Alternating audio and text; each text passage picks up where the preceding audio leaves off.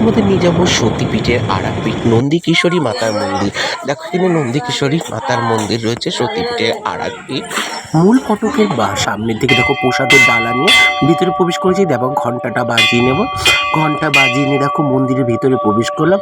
আর এখানে পরিবেশটা সত্যি খুব সুন্দর, এত সুন্দর পরিবেশ, মনোরম। দেখো পুরো নিস্তব্ধ, সত্যি এদিকে না আসলে বুঝতেই পারতাম। আর এই নন্দীকেশ্বরী মাতার মন্দিরে তোমরা কিভাবে যাবে, যখন তোমরা বোলপুরের দিক যেতে যাবে দেখবে এই বোলপুরের দিকে সাঁইথিয়া বলে একটি স্টেশন আছে, স্টেশনের পাশেই এই মন্দিরটি অবস্থিত।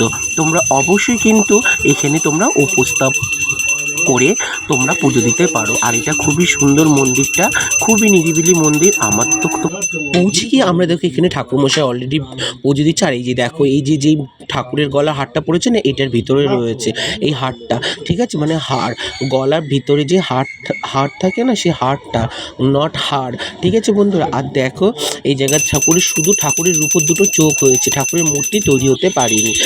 এই মন্দিরটা খুবই জাগ্রত। আর এই মন্দিরটা না নারকেল দিয়ে আর তোমাকে ফল দিয়ে পুজো দিতে হয়, সত্যি খুবই সুন্দর লাগলো। তারপর দেখো আমি পুজো দিয়ে দিলাম, বোন পুজো দিয়ে দিল, আমার বন্ধুরা পুজো দিল, তারপর আর এক বন্ধু পুজো দিল, দিয়ে আমরা সবাই এখান থেকে মন্দিরটাকে এবার পরিদর্শন করছিলাম।